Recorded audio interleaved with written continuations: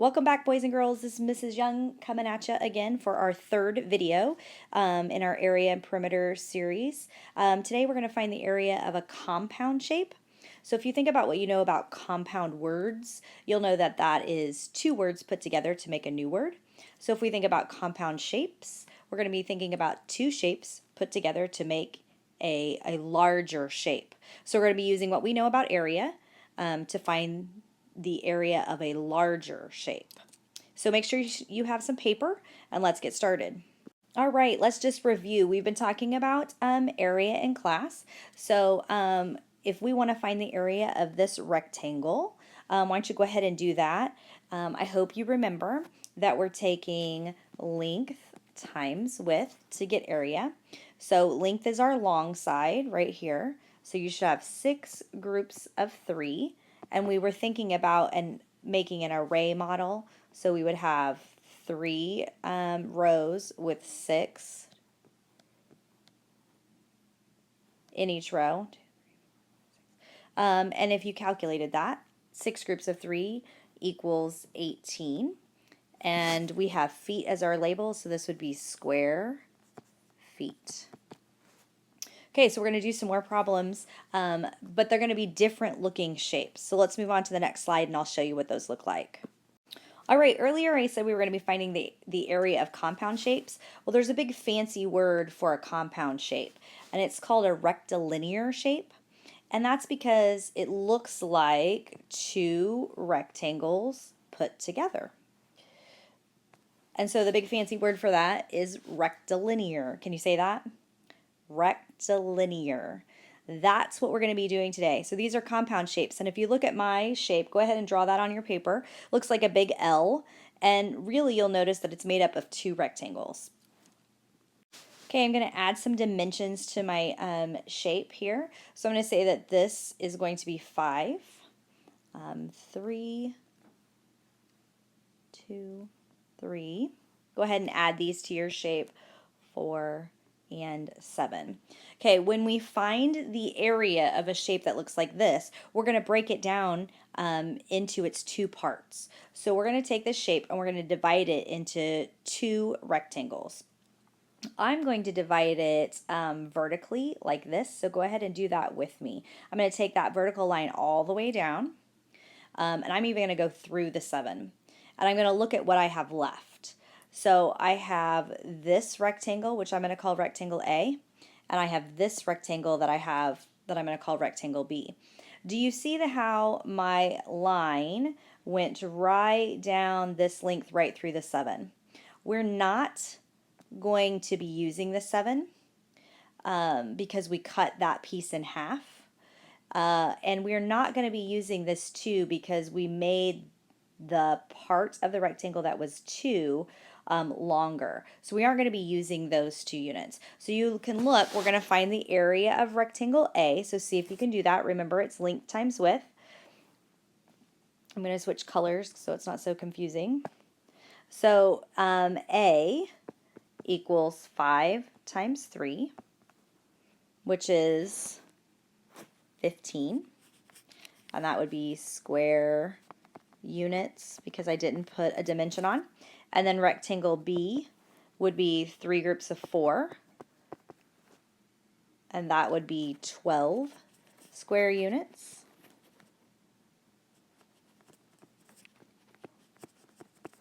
So I'm going to put those over here. This one would be 15 square units, and this one would be 12 square units. Okay, and really we've kind of we've broken this apart into two pieces. So if I want to know what the area is, I've got to put it all back together again. So be thinking about how you think we would do that in your head. We've got to now find out what the area is of this whole space. So in order to do that, we're going to have to add them back together. So we're going to do 15 plus 12. So 5 plus 2 is 7. 1 plus 1 is 2. So the area of my whole rectilinear shape is 27 square units. Okay? All right, let's do another example. All right, go ahead and draw this shape. You'll notice that all the rectilinear shapes usually look like a T or an L, and we're going to put our measurements on. So go ahead and draw this one. We're going to say that this is 5 feet. This is 8 feet.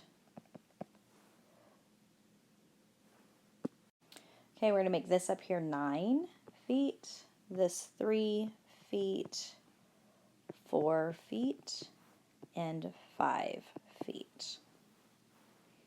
Okay, we're going to divide our shape. It doesn't really matter how you divide it. I am going to divide it, you can divide it horizontally like this, or you can divide it vertically like this. Be thinking about what you're going to draw through, because you want to make your problem as easy as possible.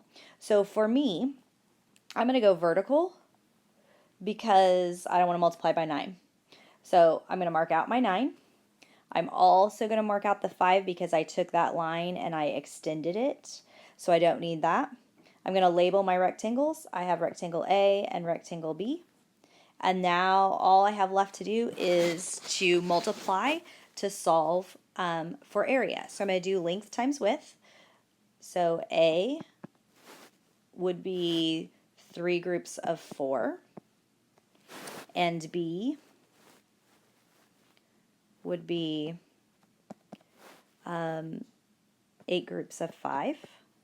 So go ahead and solve those to figure out what the area is. We have a label and it's feet, so your answer needs to have square feet on the end. And then the last step is to add those two together. So go ahead and pause the video and do both of those things and then come back to check. Okay, I've done my math. I did 3 groups of 4 and I got 12 square feet. Over here I did 8 groups of 5 and I got 40 square feet. And then the last step was to add those together. So 12 plus 40 equals 52 square feet. So the area of this whole rectilinear shape is 52 square feet. Okay, let's do a couple more examples. And then we'll be done. All right, go ahead and draw this shape on your board. And I'd like you to try this one on your own. So I'm going to go ahead and put in your dimensions.